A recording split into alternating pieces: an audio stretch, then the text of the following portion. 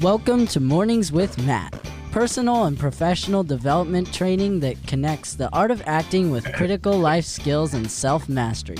Presented by the Deering Acting Studio. Alrighty, good morning, everybody, and welcome to Mornings with Matt. Joey, I don't know, I fell in love with the song all over again this morning, dude. Thank you. It's a beautiful song. I really feel like it's a morning show. Yeah. It's like, I dare you not to just at least bobble your head during that song. Our guest was bobbling his head. It's hard not to. Yeah. Speaking of guests and speaking of things that are awesome, we've got Mr. Jim Davidson on the show today. Hey, Jim! So nice to see you guys, Matt, Brian, Joe. It's so good to be with you this morning. So, thank you. Such a blessing. I'm loving your bio here. You're a man of God. We definitely are in alignment with some of your ideas and values. Right. I'm particularly drawn to the idea of shalom. You want to talk to me a bit about that? Because I totally agree, but I think it's like one of the hardest things for human beings, especially myself. Yeah, it's particularly hard at this time. You know, I'm in a walk with my brother, and we figured out at some point that a lot of decisions we make, if we're in our self-will, we kind of assume that God is with us. You know, if we have faith and what have you, we believe that if we go a direction, God goes with us, and that's the way it is. And I can tell you in my life that I made that assumption, and I think it's the wrong assumption, at least in my belief. So the way I look at it is the way we look at it, or I look at it, is this: if you make a decision or go in a certain direction, you're making a decision to get into a new form of acting, make a business decision, whatever, and if there's peace in it, and there's grace in it, and it's simple. You know, God is simple. God is a God of simplicity. So if it's simple and it flows and everything just happens the way it's supposed to, God's in it. Yeah. Conversely, and you want to be in that river of shalom, right? You want to flow down the river, right? And if there's, always you're fighting, timing isn't right, things are going wrong, the odds are you need to really pray about that. Make sure that God is there with you and encouraging you to fight that battle. Because my experience has been, if I follow that path, and that is, don't just do something because I think it's the right idea to do, but really follow the path of shalom, then you can follow through with it. Because the point of shalom is that shalom is supernatural, right? God's shalom is supernatural, and it's more than just peace and hi and hello. It's tranquility, it's prosperity, it's harmony, it's an absence of discord. So that kind of shalom, which we really need right now, that kind of shalom is only possible when you rely, I believe, on God and seek his will, and at the same time try to pay attention, be sensitive to where you're fighting it. And I like this idea. This is something in my wording and verbiage that I talk about. When doors close, God's going to close the door, right? And when he does, you stop trying to knock it down. Instead, look for which doors he's opening, because converse to that is, sometimes he wants you to knock on a door and not go in. He wants you to knock on some doors, to try things. In other words, we still have the footwork that we've got to do, but if the door doesn't open, man, and if you keep battling to try to get through it, like you said, knock it down. I mean, it's time to move on. Well, and you'll never knock down a door that God doesn't want you to open. He'll knock you down instead. I also want to be clear with everybody, because there's this idea of shalom and peace and tranquility, but it doesn't mean don't do stuff. So like it doesn't mean, because life isn't supposed to be easy. Yeah. Life is, Correct.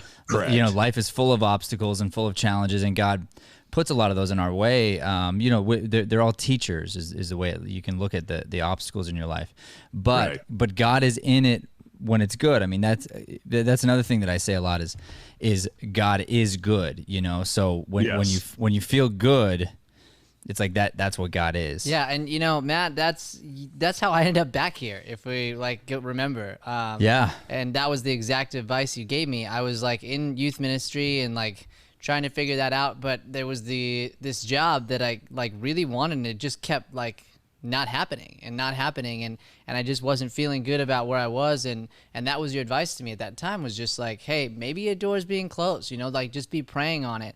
And this is before even asking about the lighthouse and stuff like that. This was just you advising me about the church stuff. And then literally like the next week, that's when you were like, hey, this opportunity came up. Would you like to come back? And it was so clear through all the things we're doing now and the way that you've been able to teach us and we're helping people, that this is where God wanted me. And truthfully, that door, who knows in your life? I mean, because we don't get to know the future. So obviously, ideally, you're here forever, or even if you are here forever, doesn't mean you can't be doing youth ministry also. Of course. But just the idea of when we break that down, it actually comes back to your why was not good. Mm-hmm. And so you were going down this path even though it's a good path, but for the wrong reason. God's going to go, no, that's not what I'm looking for. I'm looking for you to go down the right path for the right reason. So, and that's so true. And what happens when you're in that flow, like when Brian made that decision, there's favor that happens. Good things happen. God is a God of favor. All of a sudden things start to fall into place, and it's the way it would be. And I've found that most of the time when I end up not in God's will and have to back out, it's because I'm chasing money. I'm chasing my ego.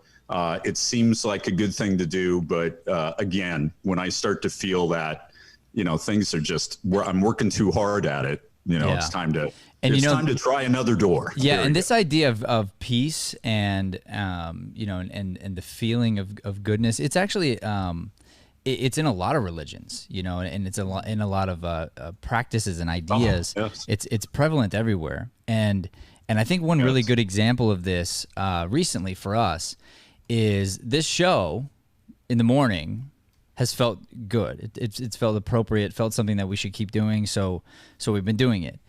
But what's interesting is we've set up the setup here. We've reset it up, I don't know, 75 times or something like that. It never quite felt right. And just 2 days ago, it felt right. It was like, hey, I think we finally found the thing that like this feels peaceful to sit down the way we have it now. And what's interesting is we had my wife came in yesterday. She hasn't been in the studio for a few weeks, and she saw the new setup, and she just couldn't stop talking about how amazing it was. She's like, babe, I can't stop telling you how amazing your setup is.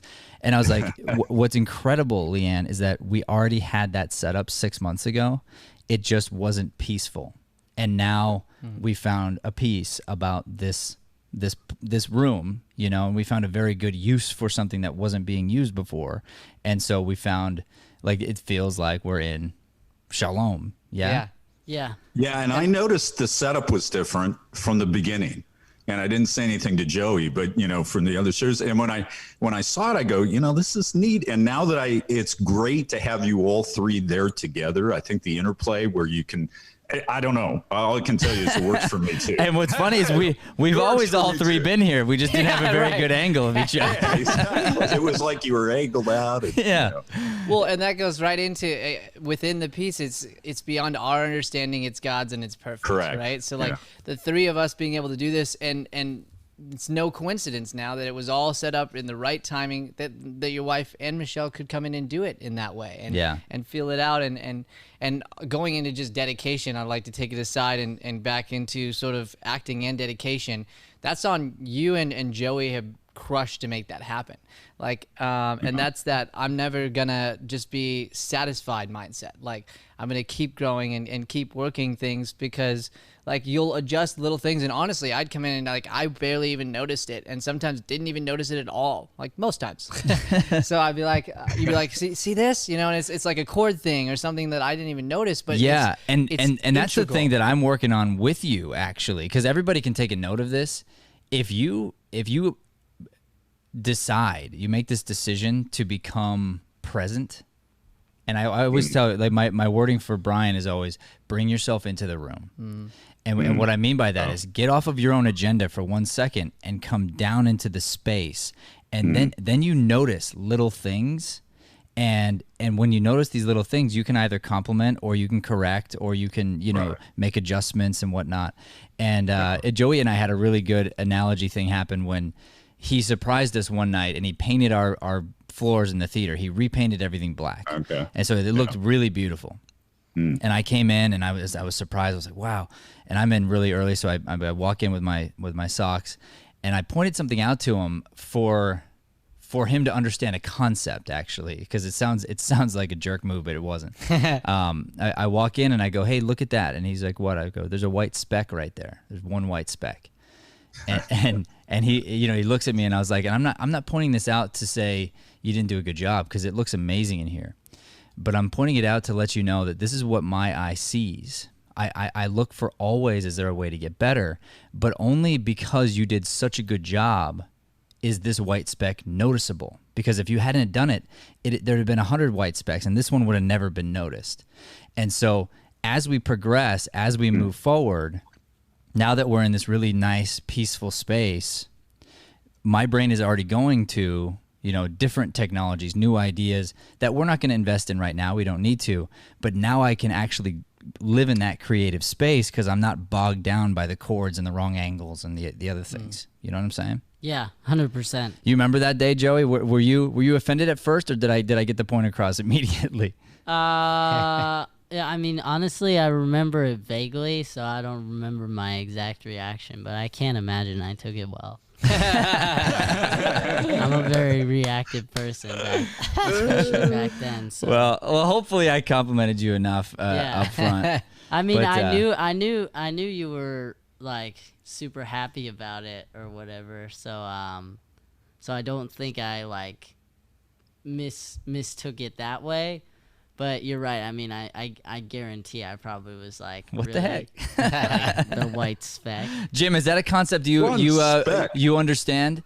Like the idea of getting 1% better? Because I believe in this concept daily, to be finding a way to be becoming better, and it might be becoming a better dad, or becoming closer to God, or becoming better at work, or whatever. But if you're looking to seek to become 1% better every day, then you're just going in the right direction.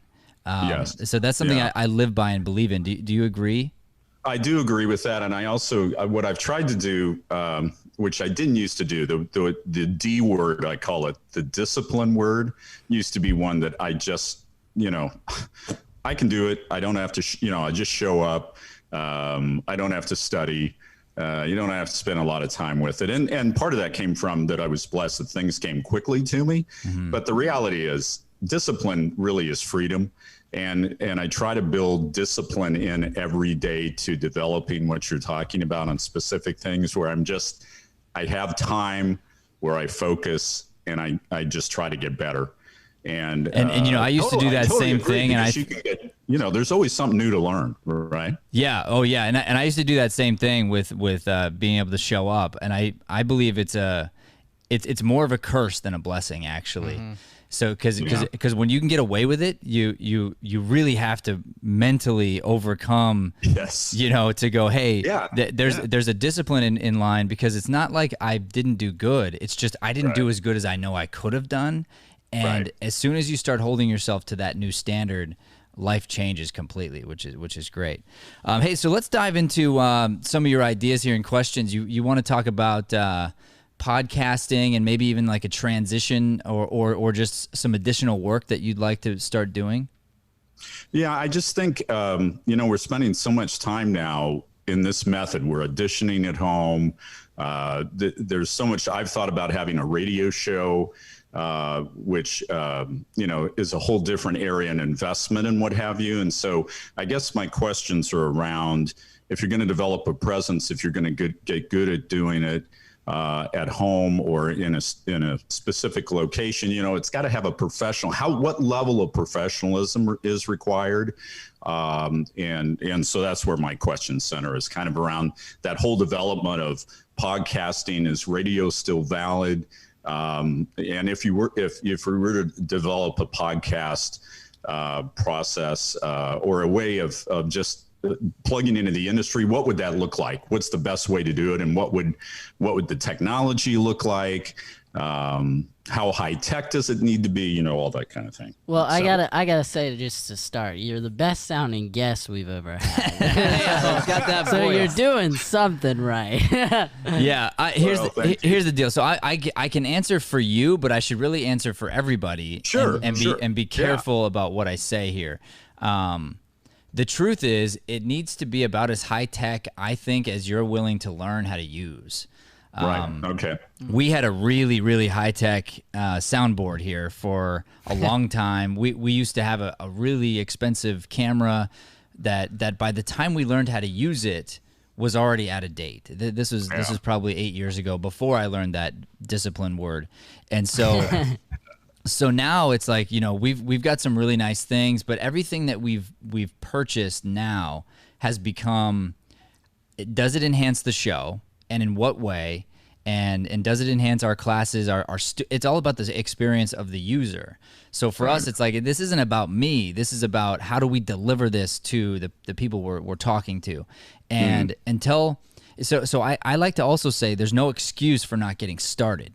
So if you're out there right now and you're listening, you can actually do a podcast on your phone. Like, you could do that, and it's not going to be as nice or sounding as this or anything, but it will be something. It'll be a start, and you can start working on your voice. I know, Jim, I read in your bio here that you spent like 60 hours working and practicing someplace in California, right?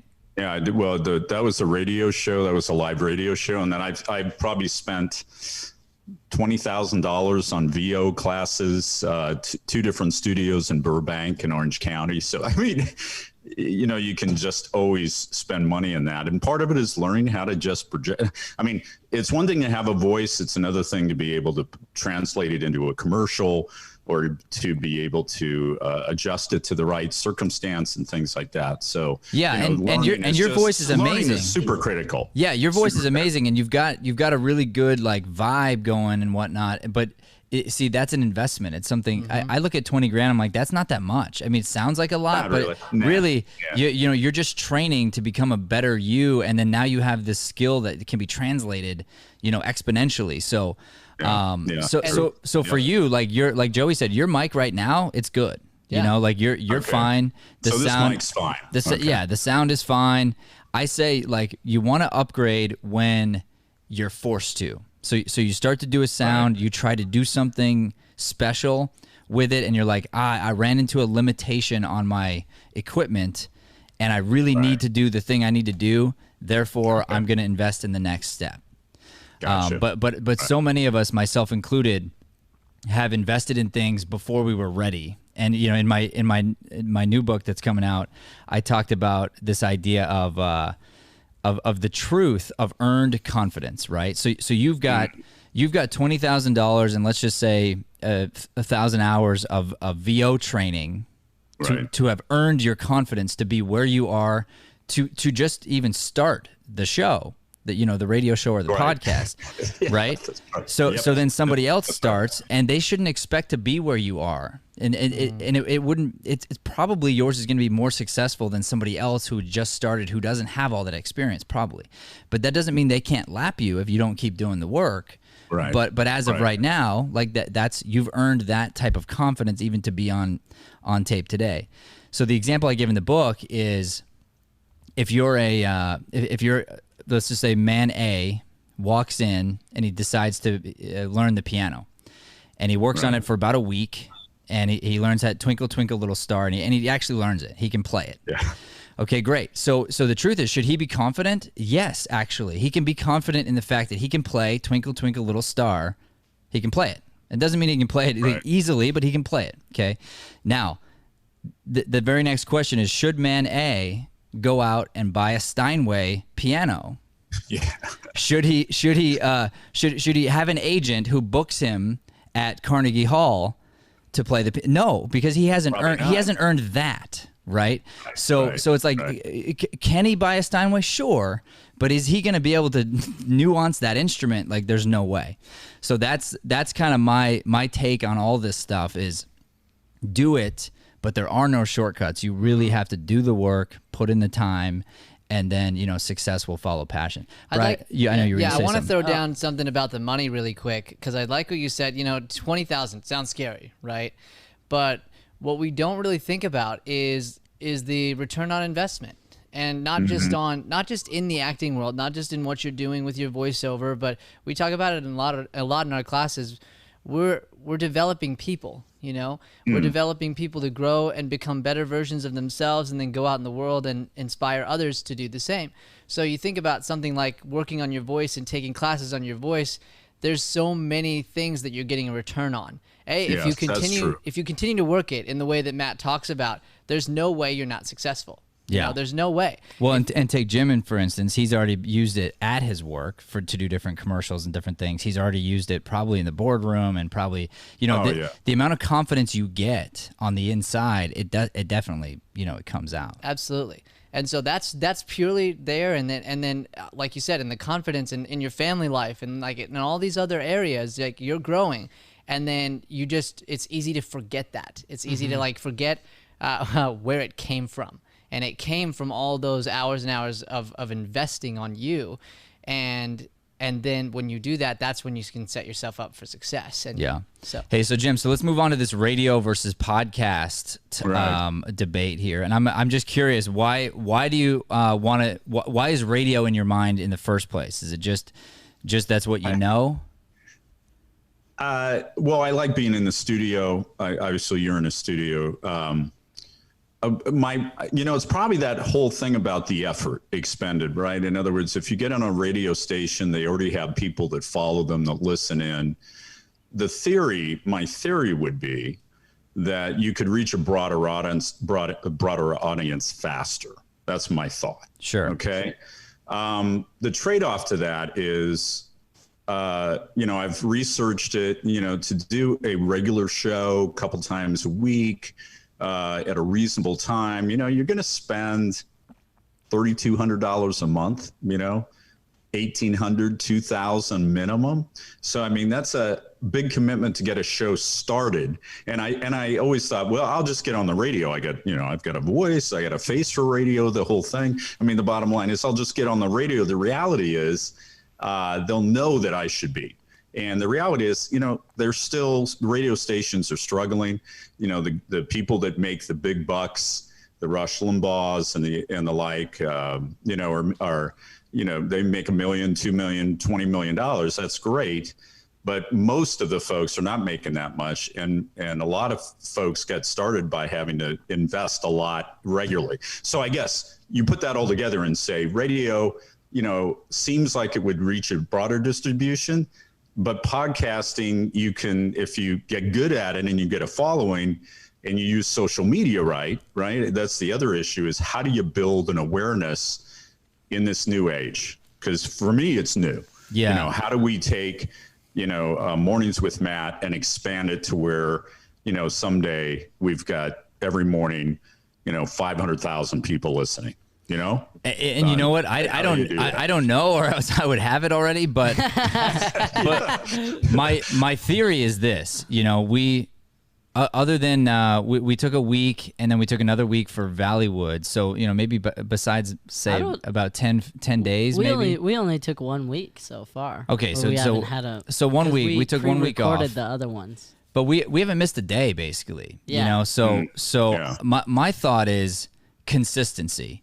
Over time, eventually, and the content's got to be good, of course. Like, you have to be putting out good stuff, but eventually that's going to happen. It's funny, like, I didn't, you never know who's listening, because, you look at numbers on one side and it's like, okay, YouTube shows one thing, our podcast numbers show a totally different number, which is usually way higher.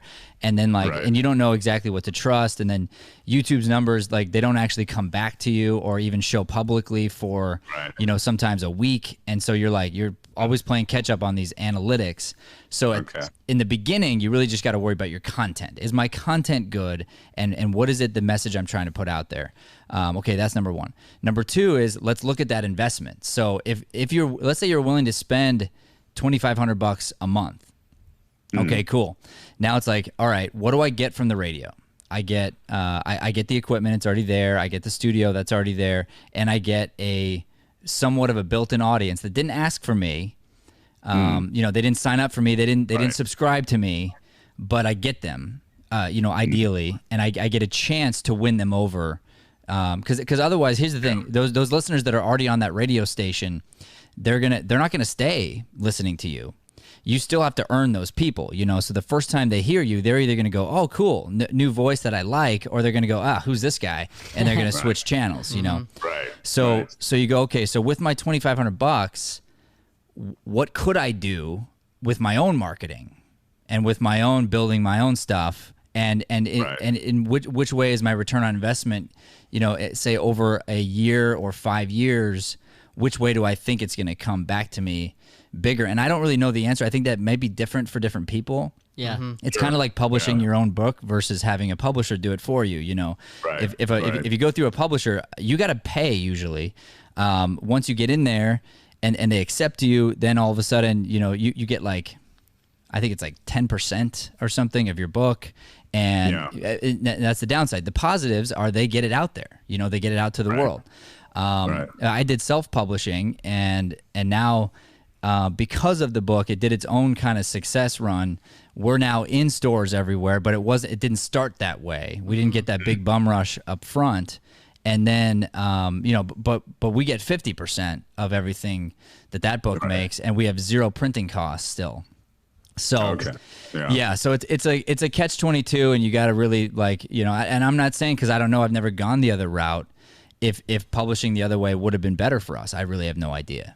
Yeah. Well, and the other thing is, and again, any avenue works, but I think there's something dealing with the learning aspect of looking at the future and sort of where things are heading, and starting to use that to your advantage and learning it. And either way, just learning it. And I think a testament to that is the way that Joey has learned about some of the podcasts. Like, I remember when he came in and started showing us the charts and the analytics on it, and going like, oh yeah, and now we're on this thing and on this, and we're on, I don't even know all the names of Apple Podcasts, and we're on this podcast. Which we had the highest listening last month that we've ever had. It's awesome. It's it's a testament to the work, because you go through and you had to learn those platforms a little bit, and it's the same with our camps. We're learning, like, we learned how to put it on IMDb and go through that process, but it's a process. Like, you got to really learn it. That's a really good example too, because it was hard in the beginning to get all that right, but then by the time I was done trying to host on all these platforms and stuff, there were platforms that were hosting us automatically without me doing it, because they're like, oh, this podcast is on it's on Apple Podcasts, Spotify, iHeartRadio. Like, we want this on our smaller streaming platform, and we're going to do it for you. Yeah. And so then you get to that point where, like you said, you don't know who's listening, but clearly somebody looked at it on one of these platforms that I was going to apply for, and it's already there. And I'm like, cool. Clearly. Yeah. So an example of that for me was when I posted this. You know, I haven't posted a lot of podcasts, so I asked around, you know, which kind of hashtags should I use on Instagram? You know, I mean, simple stuff like that. It's like, you know, whatever. And then I thought, you know what, I think I'll just Google podcast hashtags. And all of a sudden, boom, comes up these paragraphs of hashtags, and you can literally copy them, and then you can edit them out. And as soon as I posted, you know, the deal about the podcast, all of a sudden I start getting on Instagram followers that pick that up, including podcast groups and things like that. Yeah. So, you know, how that whole mystical thing in social media works and how that all comes together, we know it works. I don't know enough about it. I want to tell you, I don't know that I need to. I want to tell you my theory here, because I actually, that's great. What did you do? Okay, so we all, let's be honest, we all have a little something self-serving in everything we do. That's just human nature. 100%.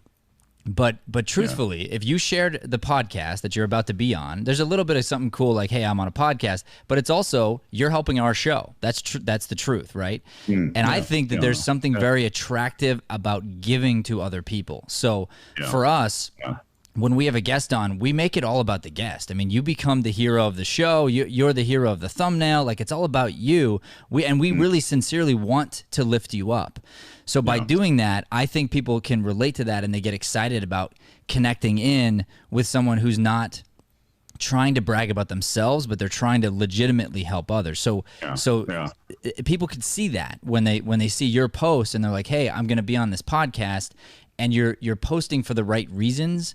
People react in a positive way to that kind of information. Right.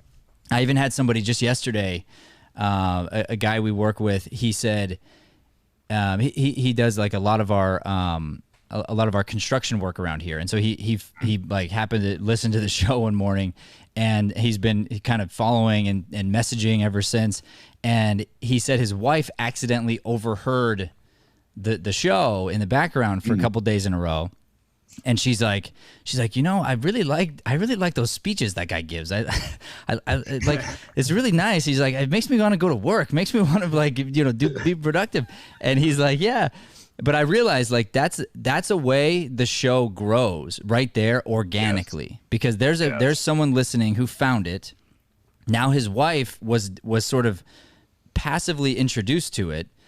They happen to be in the Hispanic community. Before you know it, she might be spreading it to her friends, and then we might have a whole following that I never even knew where it came from. But there you go. And then this particular guy too, he not only owns a construction company, but he also owns a boxing company.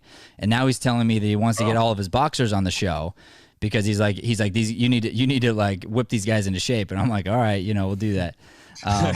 But again, like that's I think the way that the whole thing snowballs is just content. The posts, they're available to share. So I've got a buddy who was going to be out on the golf course at 7, so he can watch it live. But the idea that he asked, hey, you know, connect me with it, and the ability to reshare it and spread it and have others share it, and you know, that it's that kind of, again, you know, the growth of it in the shalom theory, right? You just do it, and all of a sudden you're helping. And I totally agree with your deal. I mean, I noticed that even in the picture in the post, you know, it says with Matt Deering kind of very subtly up in the corner. You know, it's not screaming, you know, Matt. And I totally agree with you that when we're supporting each other, you know, I just think there's a lot of really important energy in that's positive, and I think that's fantastic. So, but I don't know how to. All I know is that I just have to keep learning.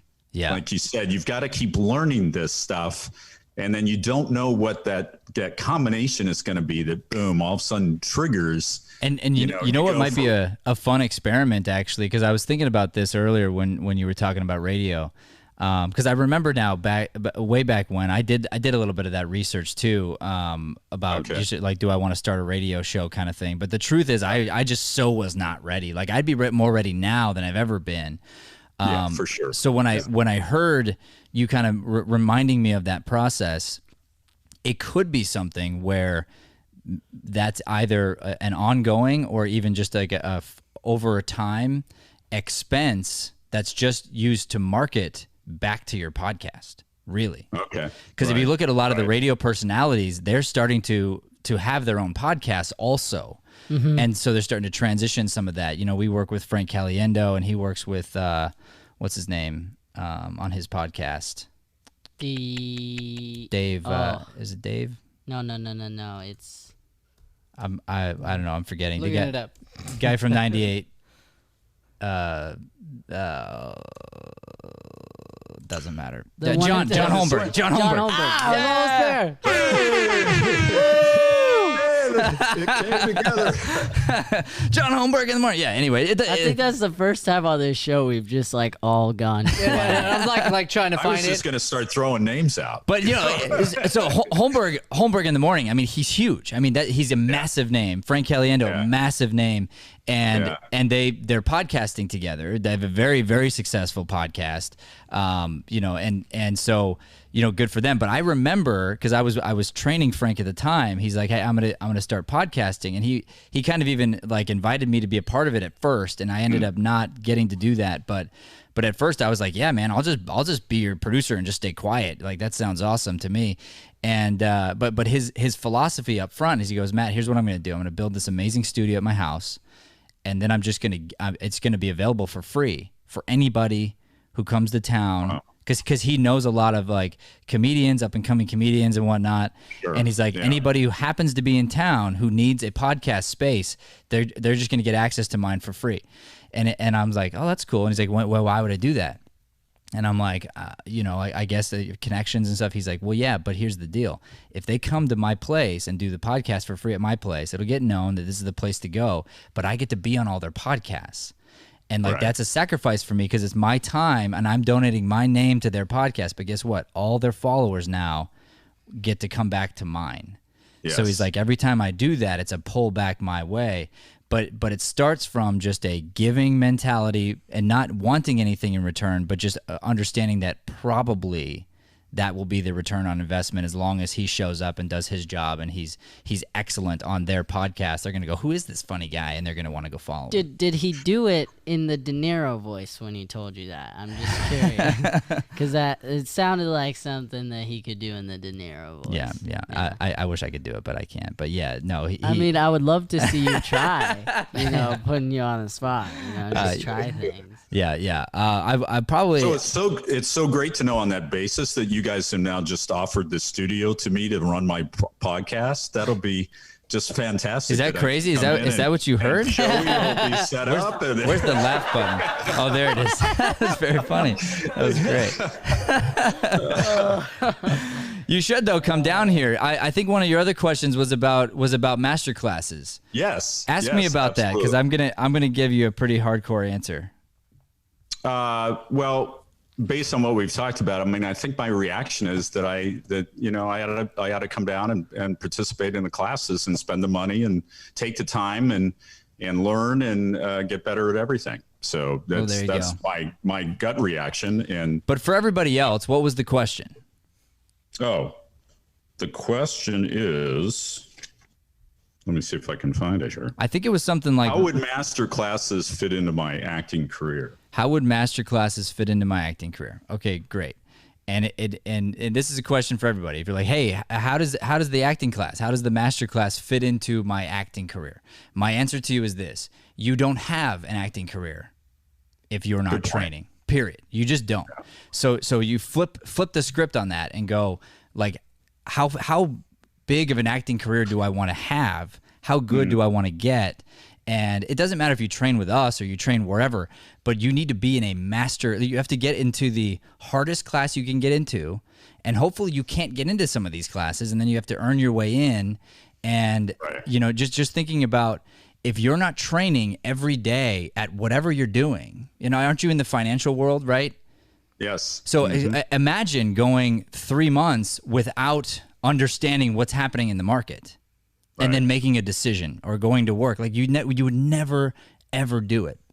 Right. But for some reason, people feel like in the entertainment world that they get to just have days off and weeks off and months off, and that they get to just show up on set. And you know what? You might be good enough. You might get the gig, but you're not going to end up in that place where people are wowed by your performance, where you're going to get repeat customers. Because that's a whole big part of the acting is my day job concept is the producers and directors, they are your customers. If you're an actor, they're your customers. So you need to show up. You have to deliver such an amazing product that they're like, who is this person? Then you just keep in contact with them, and next thing you know, they're hiring you regularly without having to audition. And that's where you'd like to get yourself to in your career, but you got to earn that kind of thing. Like, and the only way that they get wowed is when you show up, that you've done so much training that they're like, how have I not heard of this person? And then guess what? If they don't cast you until 6 months later, you better be better than you were the last time they saw you, because they're going to be better. Like, their filmmaking will be better. Like, everything about them will be better. And if you're not better, then you haven't like kept up.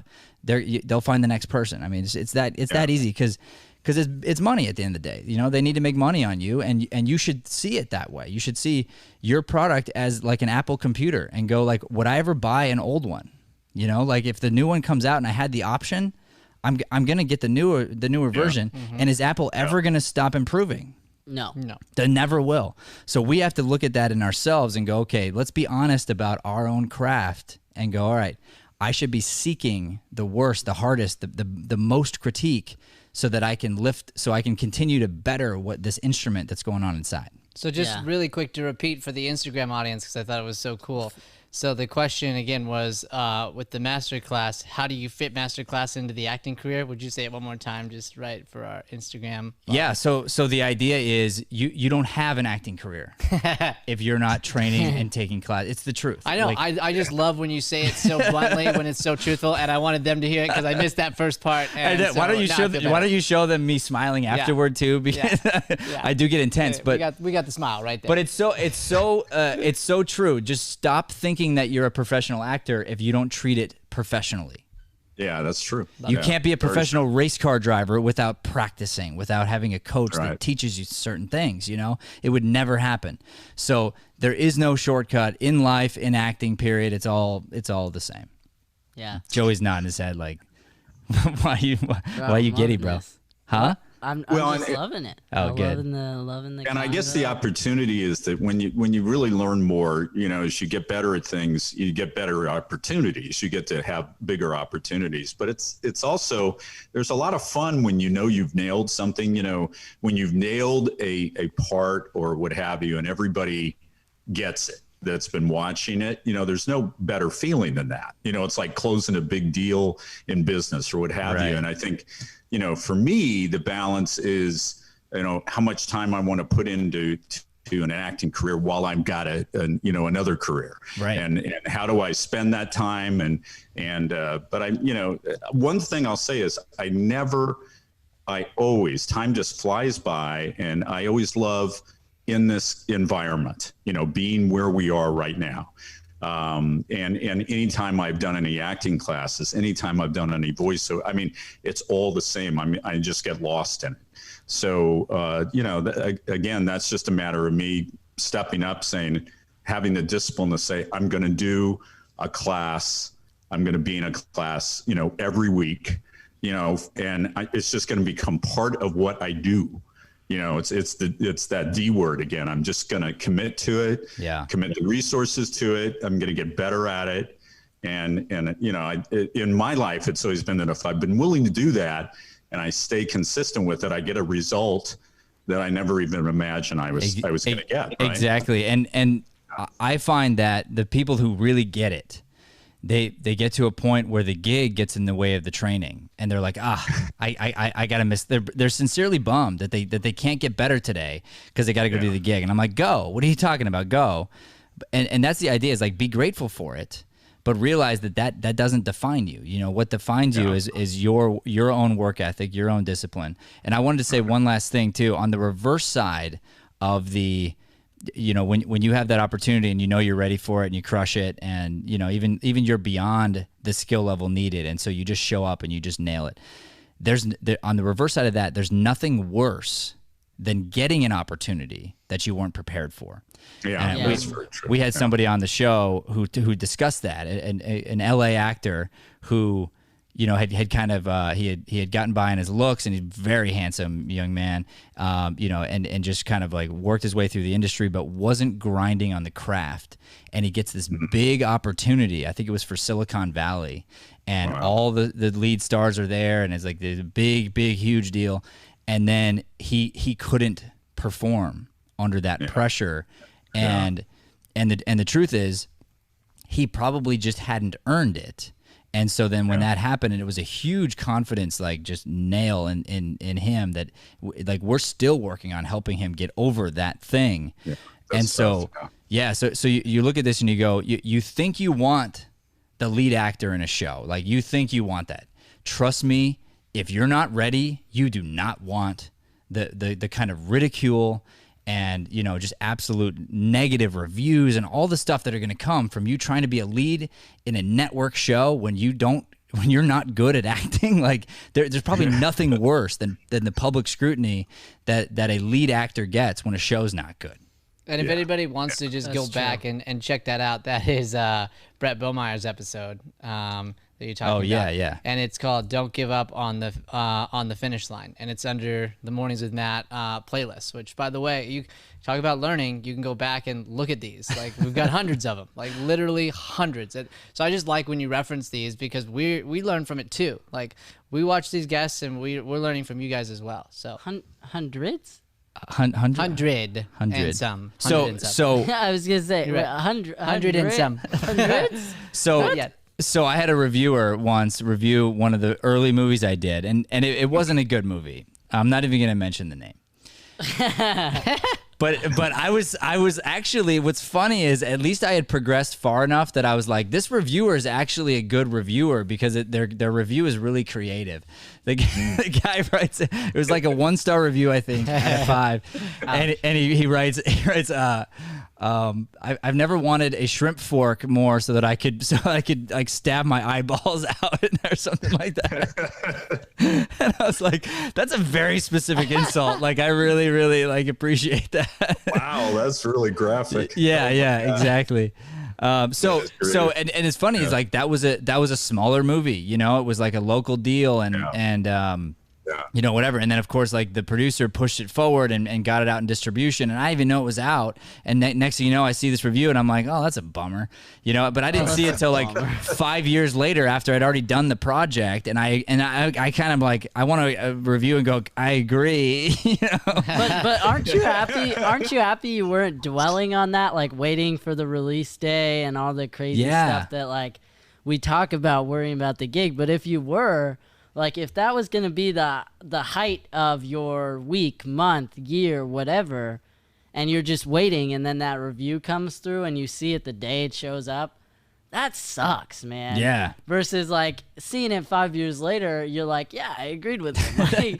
Like it's funny how that works, but probably in the moment, if you saw that, you would have been proud of it still. Yeah, and it's funny because they're not all going to be winners, you know. I mean, that's just the way it is too. I mean, you look at there's some Samuel L. Jackson movies that are not good, and you know, there's some there's like every great actor has like a couple bad movies, and probably even more than that are hidden someplace that are not good, right? Yeah. And so if you do enough of it, you work on your craft enough, eventually that one comes through where, and let's be honest, for something to be great, and we're talking about Rush Limbaugh, we're talking about whoever, like, you know, these personalities, for something to be really, really, really great and transformative, you got to have a lot of things going your way, like a lot. Absolutely. You know, like a movie's got to be the right script, the right editing, the right cinematographer, the right actor chemistry, the right talent on set. The right marketing. The marketing is huge. I have a director client who put a beautiful film together, and it's really just spectacular to me. And it was critically reviewed as everything else, but it didn't get wide distribution.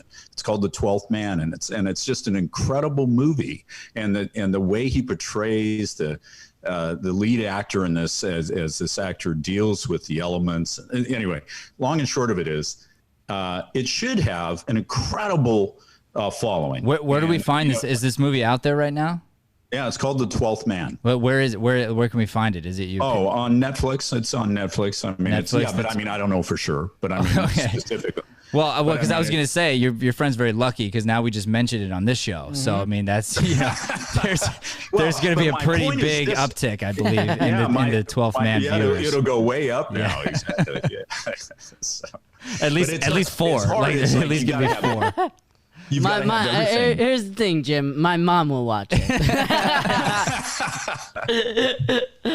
She's the one that gave the review about the shrimp fork in the eyeball.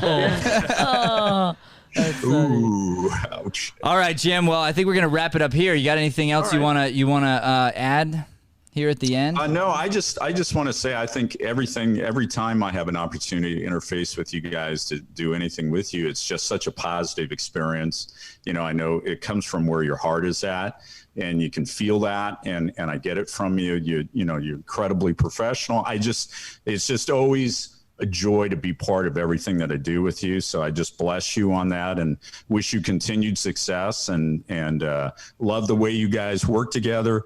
Love the energy. just keep doing it, and let's all learn together. Yeah, thank you very much. I appreciate that, and we respect you very much as well, and wish you good luck. And you should go out and do that show about God. I really think that's an important thing. All People need to hear about it, and be brave and be very specific, and you'll reach an audience, and hopefully you'll hit people that need to hear it, not just people who are singing to the choir. I would agree. Right. Yeah. That's all right, man. Well, God bless you. Thanks so much for being on the show. You too. Appreciate it. All right, everybody. Thank you so much. Guys. This has been Mornings with Matt. Please do not forget to like, subscribe, and share this channel. Help us spread this light-driven content to the planet. Thanks for listening to Mornings with Matt. Please like, subscribe, and follow us at Deering Acting Studio to keep up with the latest content. For more information on classes, private lessons, or professional development coaching, visit www.deeringstudio.com. Have a Deering day, everyone.